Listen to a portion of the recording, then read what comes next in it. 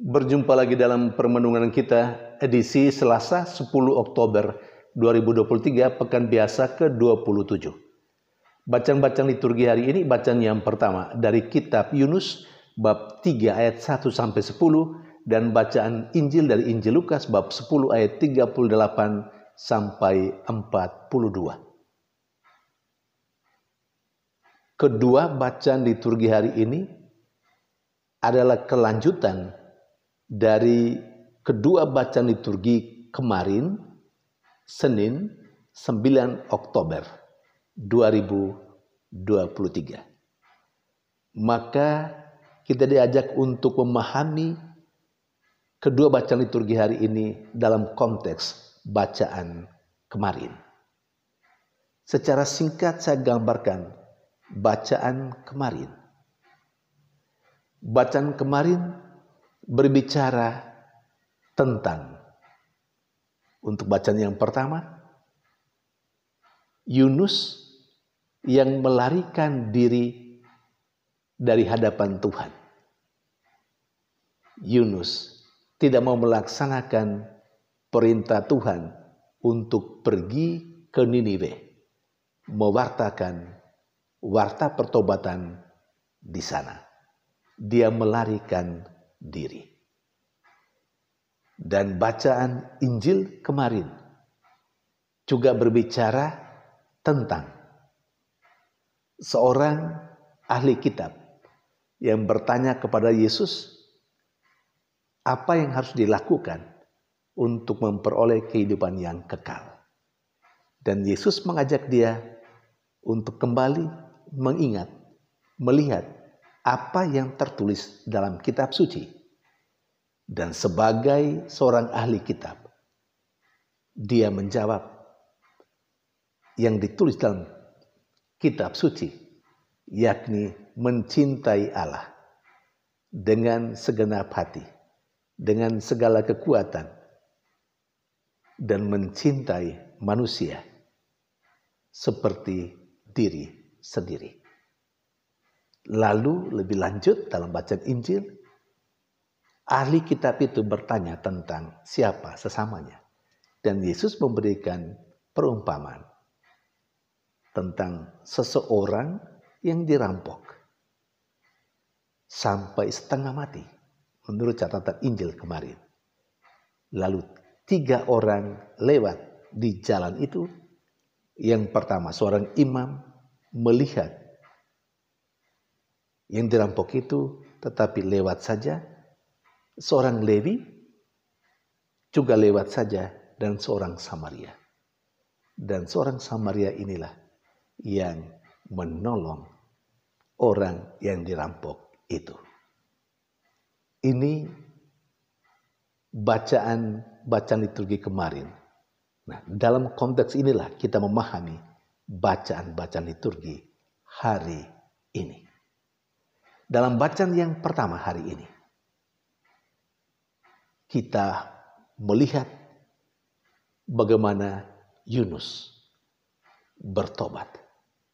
Kalau kemarin Yunus melarikan diri dari tugas dan tanggung jawab yang diperintahkan atau yang diberikan Tuhan kepadanya, hari ini Yunus melakukan apa yang diperintahkan Tuhan. Dia pergi ke Niniwe dan mewartakan warta pertobatan. Yunus berubah dari kemarin yang tegar hati, yang tidak mau ikut perintah Tuhan, yang mau melarikan diri dari Tuhan dan tanggung jawabnya, dan hadir sebagai Yunus yang baru, yang melaksanakan perintah Tuhan. Ada perubahan dari yang kurang baik, Yunus yang tidak bertanggung jawab, menjadi Yunus yang bertanggung jawab. Tetapi poin kedua juga, orang-orang Niniwe, di mana Yunus datang mewartakan warta pertobatan. Orang Niniwe yang sebelumnya melakukan kejahatan di hadapan Tuhan, Karena warta pertobatan Yunus, mereka pun bertobat. Jadi ada perubahan. Orang-orang Niniwe sebelum pewartaan Yunus dan orang-orang Niniwe sesudah pewartaan Yunus. Sebelum pewartaan Yunus, orang-orang Niniwe adalah orang-orang yang melakukan kejahatan di hadapan Allah, dan sesudah pewartaan Yunus mereka berubah. Mereka bertobat. Saudari dan saudara yang terkasih, berdosa itu adalah kelemahan yang paling mendasar untuk manusia. Kelemahan yang paling mendasar, yakni melakukan dosa, salah dan dosa. Tapi yang paling penting bagi Tuhan adalah bukan soal melakukan dosanya atau bukan soal dosanya. Yang paling penting bagi Tuhan adalah menyadari kebersalahan, menyadari kedosaan, bertobat, dan memperbaharui kehidupan. Dari manusia yang berdosa menjadi manusia yang takwa, yang taat pada Tuhan. Dari manusia yang tidak becus menjadi manusia yang takwa kepada Allah, yang taat pada perintah Allah. Dari manusia yang berlari dari tanggung jawab menjadi manusia yang melaksanakan tanggung jawab yang diberikan Tuhan. Jadi ada perubahan hidup dari yang kurang baik menjadi lebih baik. Ada perbaikan diri dari yang jahat kepada yang lebih baik. Dan Tuhan justru melihat pertobatan itu dan perubahan diri itu. Dosa sekali lagi menjadi kelemahan paling mendasar dalam hidup manusia. Tapi Tuhan tidak melihat itu. Tuhan melihat bagaimana manusia yang berdosa menyadari kedosaannya, menyesalinya, dan memperbaiki diri. Tuhan melihat bagaimana manusia yang memperbaiki diri, bukan manusia yang berdosa pada masa lalu. Manusia hari ini yang setelah menyadari kedosaannya, mau dengan perlahan tapi pasti mengubah hidupnya, mengubah haluan yang kurang baik ke haluan yang lebih benar di hadapan Allah. Mari kita sebagai manusia yang berdosa menyadari kedosaan kita dan bertobat. Karena Tuhan tidak melihat masa lalu kita sebagai manusia yang berdosa, tapi Tuhan melihat kita saat ini sebagai manusia yang menyadari kedosaan kita dan mau memperbaharui kehidupan kita.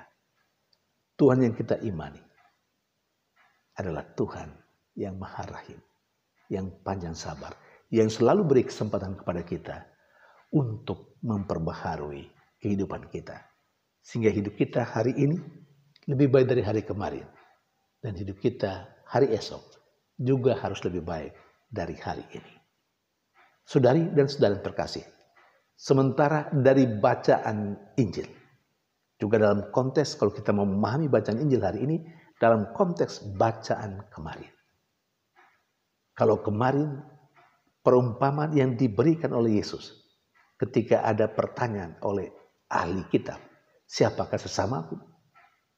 Yesus memberikan perumpamaan itu. Dan dalam diri seorang Samaria, nyata bagaimana mencintai sesama itu. Dan hari ini, Injil hari ini mengungkapkan bagaimana cara mencintai Tuhan. Ada Marta dan Maria. Yesus singgah di rumah mereka. Marta melayani Yesus. Dan Maria duduk dekat kaki Yesus. Duduk dekat kaki Tuhan untuk mendengarkan apa yang disabdakan oleh Yesus.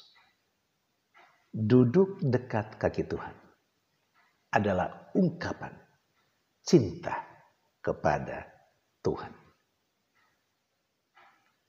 Sedikit kembali konteks bacaan Injil kemarin.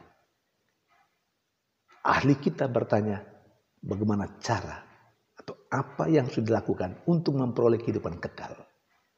Yesus berkata, apa yang dikatakan dalam kitab suci? Ahli kita menjawab, mencintai Allah dan sesama. Dan Yesus katakan, lakukanlah itu. Dengan perumpamaan seorang Samaria atau dengan menampilkan seorang Samaria yang menolong sesama, melakukan perintah, mencintai sesama. Demikian juga perintah mencintai Tuhan nampak dalam apa yang dilakukan oleh Maria dalam bacaan Injil hari ini. Duduk dekat kaki Tuhan. Saudari dan saudara terkasih, orang bisa juga berargumentasi bahwa kalau kita mencintai sesama, kita kan juga mencintai Tuhan. Karena Tuhan juga hadir dalam diri sesama kita. Benar, memang benar. Tetapi ada cara khusus juga bagaimana kita mengungkapkan cinta kita pada Tuhan. Yakni duduk dekat kaki Tuhan, mendengarkan sabdanya. Artinya kita mesti membangun relasi pribadi dengan Tuhan. Menjadikan kitab suci sebagai sarana bagi kita untuk mendengar sabda Tuhan, sapaan Tuhan bagi kita. Dan kita mesti membangun relasi pribadi, doa pribadi. Saudari dan saudara yang terkasih, doa bersama sering kita lakukan. Pada kesempatan-kesempatan tertentu, dalam perayaan Kristus secara khusus hari Minggu, di sana kita berdoa bersama. Berdoa bersama bagi saya dan pasti bagi kita semua tidak terlalu sulit. Tinggal kita meluangkan waktu untuk pergi ke sana setelah kita diberitahu bahwa ada doa bersama. Atau seperti biasa pada hari Minggu kita merayakan Ekaristi sebagai sebuah persekutuan. Tetapi tidak cukup hanya dengan itu. Karena kita harus membangun relasi pribadi, doa pribadi. Nah, ini yang selalu menjadi kesulitan. Doa bersama orang bisa, karena mungkin sungkan dengan orang lain. Tetapi ketika sampai pada doa pribadi, di sana banyak orang lalai. Duduk dekat kaki Yesus. Berarti kita mesti membangun relasi pribadi kita dengan Tuhan. Sudahkah kita menyatakan cinta kita pada Tuhan dengan membangun relasi pribadi dengan Tuhan dalam doa-doa pribadi kita? Atau jangan-jangan doa bersama juga tidak kita ikut.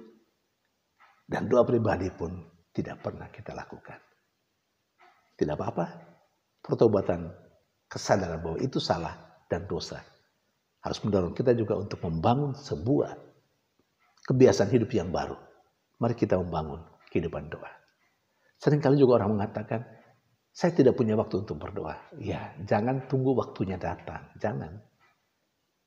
Dan soal waktu, sebenarnya kita hidup dalam waktu.